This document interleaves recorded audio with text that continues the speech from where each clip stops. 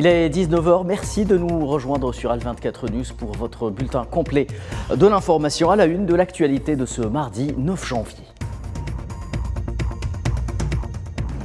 Au 59e jour de l'agression sioniste contre Gaza, le bilan des martyrs dépasse les 23 200. Les bombardements se poursuivent alors que la situation humanitaire dans les camps de réfugiés n'a jamais été aussi critique.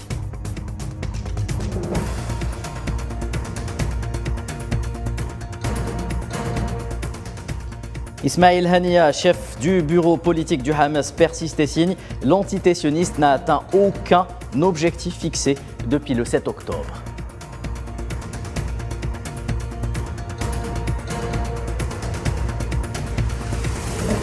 Au Niger, le fils du président déchu Mohamed Bazoum a été libéré. Un développement qui ouvre une porte à une sortie de crise par le haut dans ce dossier.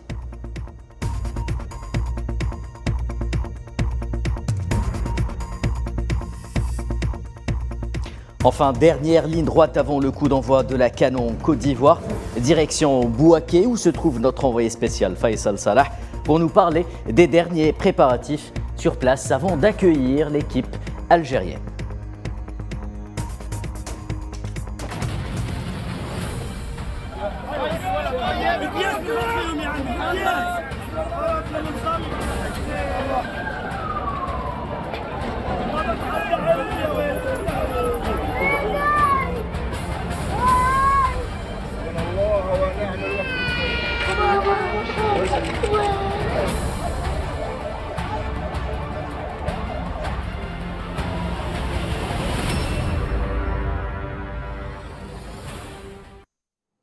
Madame, Monsieur, bonsoir. 95e jour de génocide sioniste à Gaza et toujours les mêmes éléments de langage qui reviennent. Bombardements, raids et exactions, tout genre en l'occurrence. Durant les dernières 24 heures, pas moins de 12 massacres ayant engendré au moins 26 martyrs ont été signalés. Le bilan global des martyrs a atteint ce mardi 9 décembre plus de 23 200 et plus de 59 170 blessés sont par ailleurs à signaler. Ce bilan est bien entendu la conséquence directe de 1944 massacres commis par l'entité sioniste à Gaza depuis l'opération Déluge al-Aqsa. Plus de 10 000 enfants ont été tués, 7 000 femmes ou encore 112 journalistes.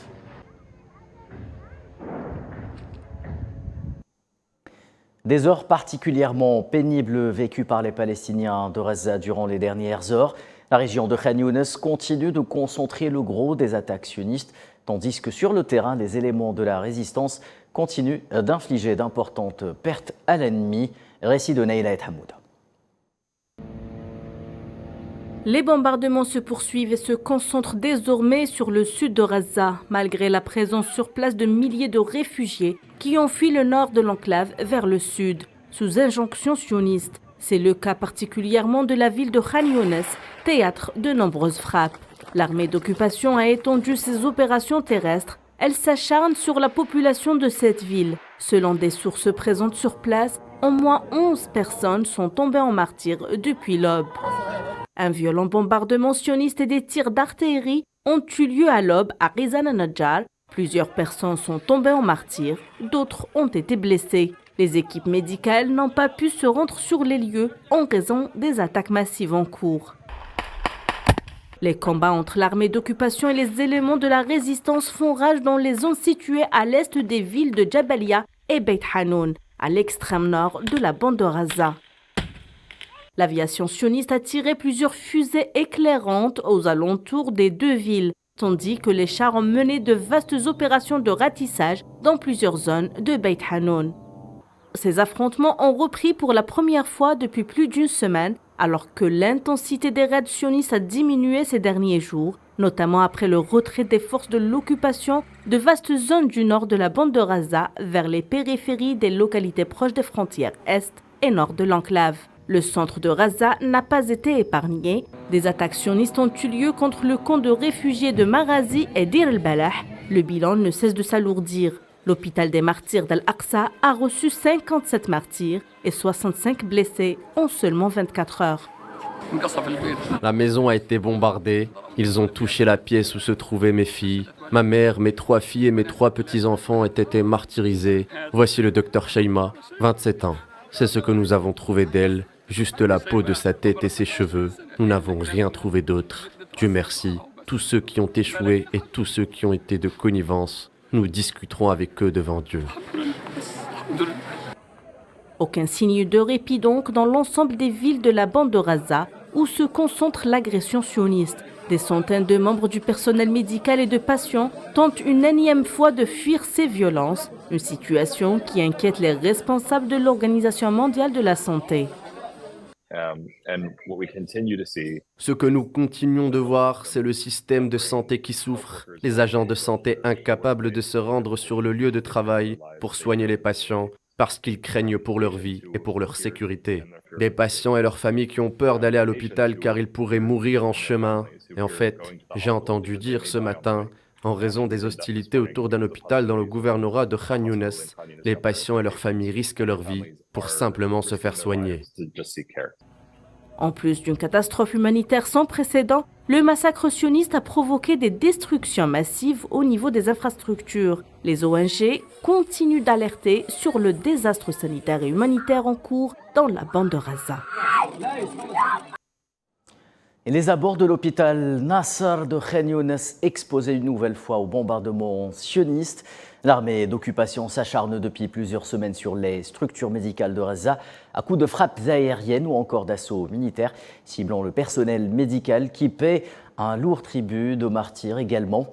Ils sont au moins 326 médecins, infirmiers et ambulanciers à avoir été tués par l'entité sioniste depuis le 7 octobre dernier.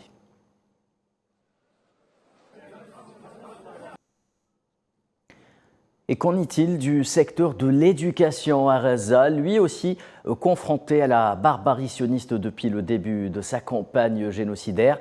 Le ministère palestinien de l'Éducation a fait savoir ce mardi que pas moins de 4296 écoliers sont tombés en martyrs, tandis que 8059 autres ont été blessés depuis le début de l'agression sioniste contre la bande de Gaza et la Cisjordanie également occupée le 7 octobre dernier.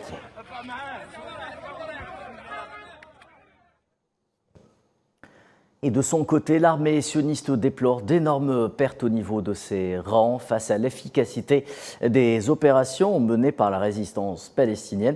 Des pertes qu'elle tente à chaque fois de minorer, voire d'en cacher l'existence. Cette fois-ci, l'armée d'occupation a déclaré que 9 soldats et officiers ont été éliminés par la résistance à Gaza durant les dernières 24 heures.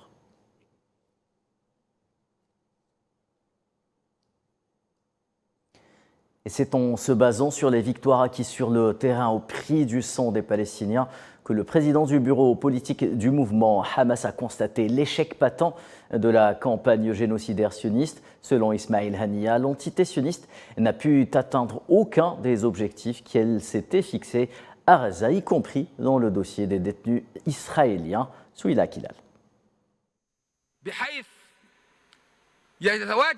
Dans son discours face aux savants musulmans au Qatar, le chef du bureau politique du mouvement Hamas, Ismail Haniyeh, est revenu en long et en large sur l'opération Déluge al-Aqsa et ce qui se passe à Gaza depuis le 7 octobre. Ismail Haniyeh a d'abord mis la lumière sur les objectifs tracés par l'entité sioniste dans la guerre génocidaire menée contre Gaza et sa population, notamment l'élimination définitive du Hamas.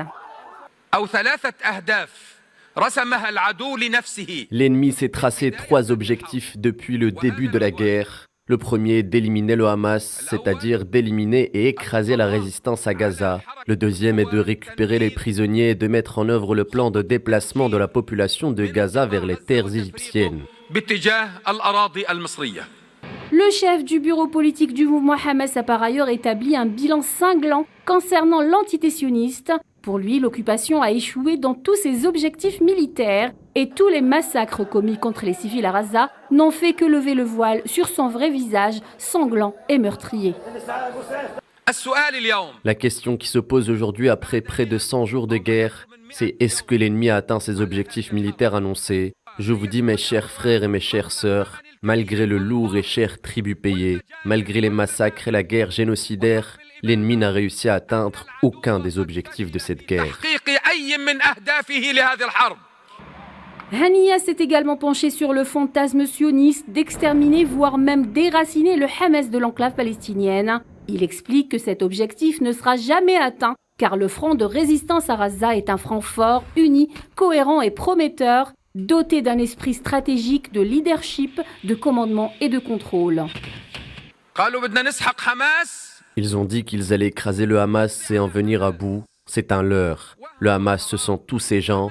Ils ont dit qu'ils allaient exterminer le Hamas à Gaza. Le Hamas se trouve-t-il à Gaza uniquement? Le Hamas n'est-il pas en Cisjordanie? Le Hamas n'est-il pas dans toute la Palestine? Le Hamas est issu de tout le peuple palestinien. Le Hamas n'est-il pas la conscience d'une nation? Pour finir, Ismail Haniyeh a décrit la situation humanitaire à Gaza comme catastrophique, dans tous les sens du terme, estimant que le moment était venu de soutenir la résistance palestinienne sous d'autres formes. Et dans ce même registre, le mouvement Hamas a appelé les pays musulmans à le soutenir militairement en lui fournissant des armes lors de sa prise de parole à l'occasion d'une conférence de l'Union internationale des savants musulmans. Le numéro 1 du Hamas, Ismail Haniyeh, a en effet déclaré que le temps est venu d'aider la résistance palestinienne en lui fournissant les moyens de se défendre militairement contre l'agression sioniste, car il s'agit, selon lui, de la défense d'Al-Aqsa, qui est l'affaire de tous les musulmans, et non pas de la Palestine à elle seule.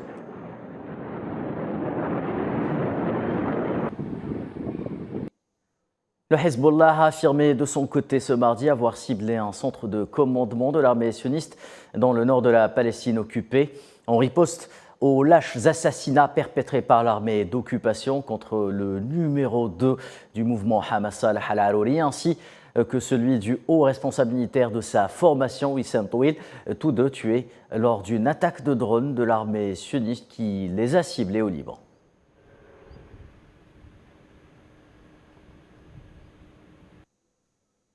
Retour à Gaza pour évoquer la situation humanitaire catastrophique, notamment celle à laquelle font face les réfugiés déplacés internes palestiniens à Rafah.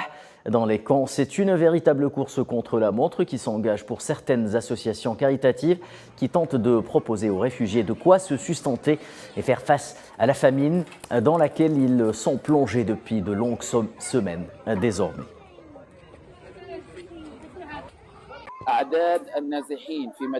Le nombre de déplacés ici dans la ville de Rafah, alors que les déplacements depuis la région centrale se poursuivent, a augmenté. Les chiffres sont supérieurs à ce que la ville peut gérer. Au début, seuls ceux du nord et de la ville de Gaza fuyaient vers Rafah, mais maintenant, les habitants du gouvernorat central les ont rejoints et fuient vers la ville. Le nombre de personnes déplacées augmente chaque jour, des chiffres inimaginables. Plus de 1 800 000 personnes sont déplacées. Certains d'entre eux vivent dans des écoles, d'autres dans la rue, dans des maisons, et certains n'ont pas pu trouver de logement. Ils sont tous déplacés dans la ville de Rafah. En Cisjordanie, occupée au moins, un martyr est à déplorer aujourd'hui à Ramallah. Il s'agit de Ismail Sameh, aussi âgé de 31 ans. Il a été abattu par des balles sionistes au niveau d'un checkpoint à Ain Sinia. 3 autres Palestiniens sont tombés en martyr hier à Toul-Karam sous les balles de l'armée d'occupation à la suite d'affrontements qui ont éclaté lors d'une incursion opérée par les forces sionistes sur place.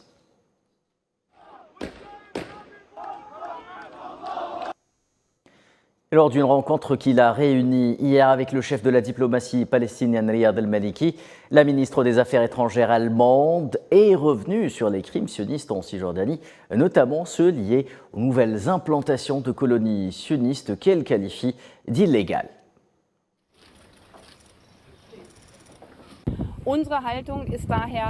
Notre position est donc très claire. La construction de colonies est illégale. Cela compromet la paix permanente et met en danger la solution à 2 États, ce qui met donc également en danger la sécurité d'Israël. Les Palestiniens doivent pouvoir vivre dans la sécurité, l'autodétermination et la dignité dans leur propre pays. Et à New York, aux États-Unis, un groupe de manifestants a exprimé son rejet de la politique américaine dans le dossier du génocide sioniste à Gaza. Comme le montrent ces images, plusieurs manifestants se sont regroupés sur la chaussée et ont scandé des slogans tout en bloquant la circulation sur les ponts de Brooklyn, Manhattan et Williamsburg. Je fais partie d'un grand groupe de personnes qui ferment le centre-ville de Manhattan. Nous prenons 4 sites. Nous prenons le pont de Brooklyn, où nous nous trouvons actuellement, le pont de Williamsburg, le pont de Manhattan et le tunnel de Hollande. en solidarité avec la Palestine et contre la guerre à Gaza.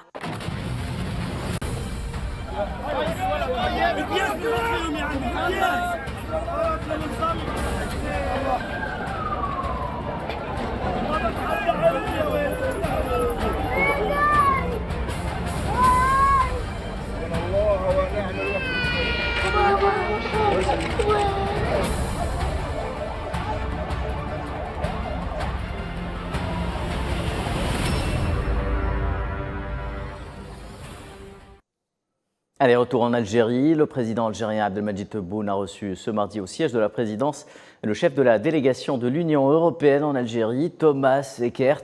Selon un communiqué de la présidence, l'audience s'est déroulée en présence du directeur de cabinet à la présidence de la République algérienne, Boualem Boualem.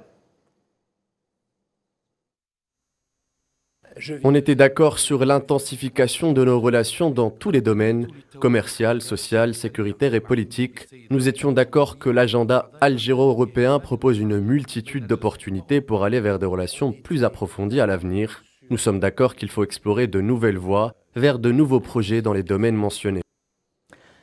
Salem Bazoum, fils du président nigérien Mohamed Bazoum, renversé, rappelez-vous, le 26 juillet dernier, et jusque-là maintenu en détention avec son père, a été libéré lundi et se trouve actuellement au Togo. Selon une décision du tribunal militaire de Niamey relayée par l'agence France Presse, Salem Bazoum a bénéficié d'une liberté provisoire du juge d'instruction du tribunal militaire en date du 8 janvier 2024.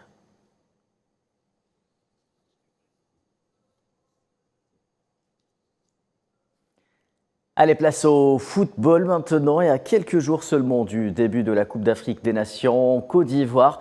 La ferveur est à son comble du côté de Bouaké, ville qui abritera les matchs de l'équipe algérienne, les Verts qui affrontaient aujourd'hui le Burundi au Togo dans le cadre de leur préparation, un match qu'ils ont gagné par 4-0, peaufinent leur stratégie avant de s'envoler demain vers la Côte d'Ivoire.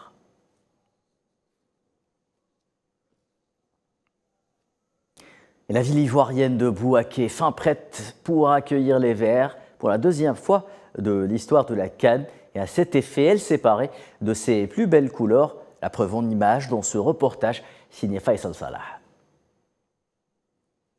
Des Nations pour la deuxième fois de son histoire après l'édition de 1984. L'histoire se répète, comme la première CAN ivoirienne, l'Algérie jouera à Bouaké. La deuxième ville la plus peuplée du pays après Abidjan, une population d'environ 832 000 habitants. Bouaké, appelé Gbekero jusqu'en 1900, est une ville du centre de la Côte d'Ivoire, située entre la savane et la forêt baoulée. Je pense que la Coupe d'Afrique représente beaucoup pour eux, surtout que cette année, c'est le pays qui organise. Donc forcément, on a beaucoup de pression sur les épaules. On voudrait vraiment que la Côte d'Ivoire remporte. L'Algérie jouera ses 3 matchs de poule à Bouaké, au Stade de la Paix. Ce stade a été inauguré en 1984 pour abriter les compétitions de la Coupe d'Afrique des Nations organisées pour la première fois en terre ivoirienne. Construit sous la forme d'une couronne ovale, le stade a été rénové pour accueillir la 34e édition de la CAN. Après la réhabilitation, sa capacité est passée de 25 000 à 40 000 places. Ce stade accueillera 9 matchs dont une demi-finale et 5 matchs du groupe D qui regroupe l'Algérie, l'Angola, le Burkina Faso et la Mauritanie. Algérie, je les salue, bonne arrivée à vous. Nous sommes prêts pour vous accueillir. La Côte d'Ivoire est prête, tout en prêt pour vous. Nous sommes prêts pour vous, Inch'Allah. La Côte d'Ivoire marche sur les traces de l'Algérie qui a organisé le Chan, optant pour la mascotte Aquaba qui signifie bienvenue, Marhaba. Les équipes du groupe D arriveront à Bouaké le 10 et le 11 janvier. Le premier match à Bouaké se jouera le 15 janvier entre l'Algérie et l'Angola. Allez, rejoignons sans plus tarder notre envoyé spécial à Bouaké, Faisal Salah, pour plus de détails. Bonsoir Faisal. Bonsoir Khairdine.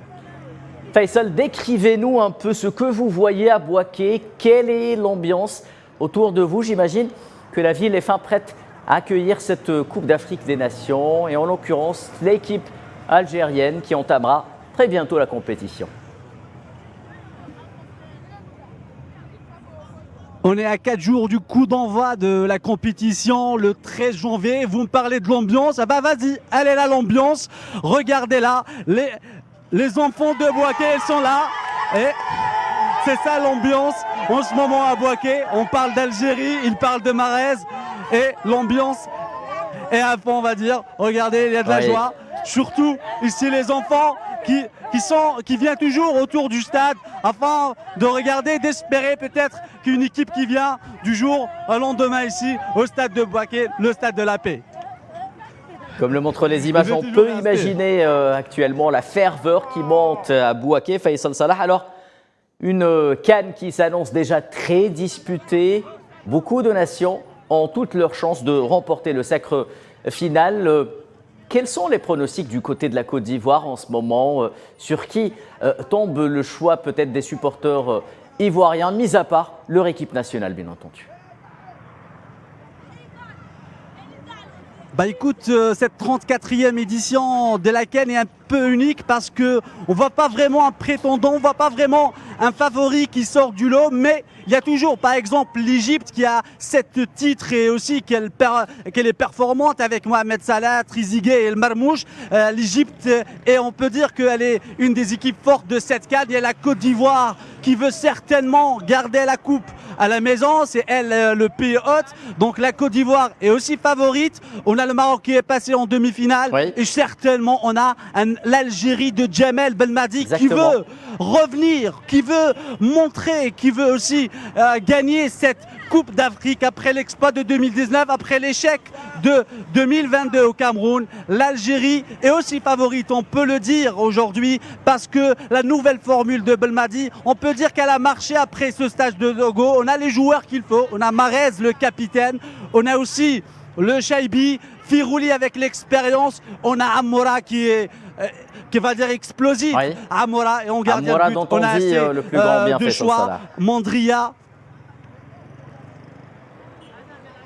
Exactement, je disais Amoura dont on dit le plus grand bien Faisal Salah. Donc oui, je pense que les Verts auront ou seront devant une opportunité. Oui, Amoura est explosif, il est le buteur de l'Algérie dans la phase des éliminatoires de la CAN.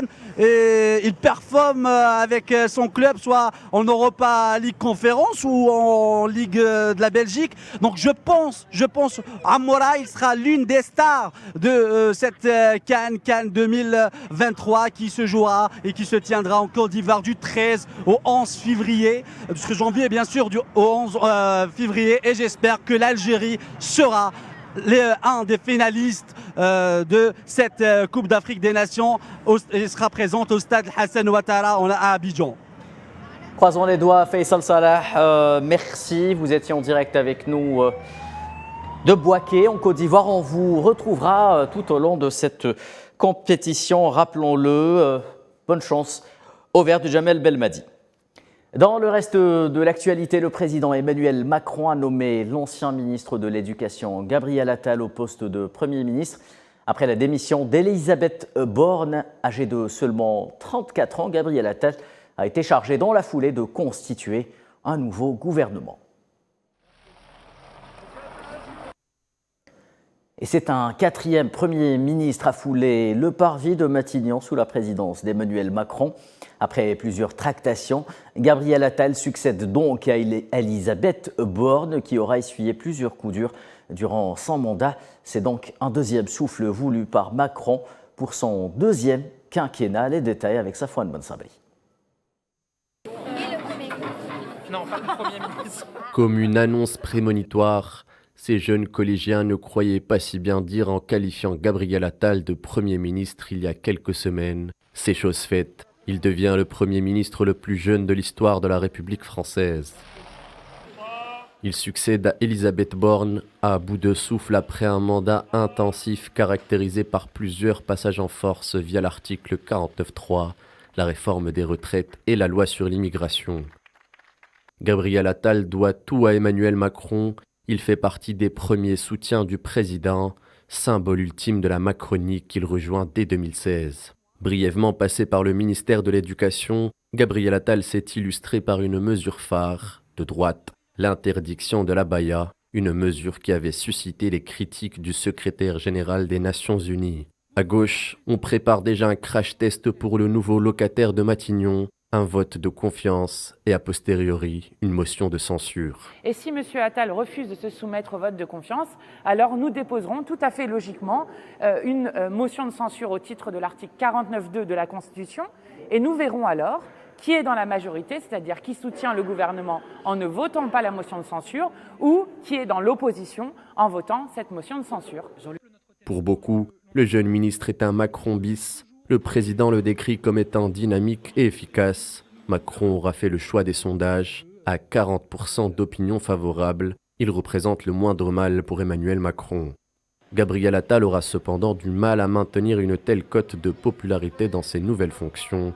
Toujours est-il que le président français compte sur lui pour donner un second souffle à son mandat, terni par plusieurs déconvenus. À l'apogée de son parcours politique, Attal devra se confronter à un seul bémol. Aucun Premier ministre n'est devenu président français. Un plafond de verre semble séparer Matignon de l'Élysée.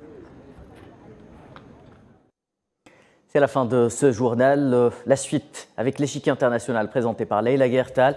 Excellente soirée à tous.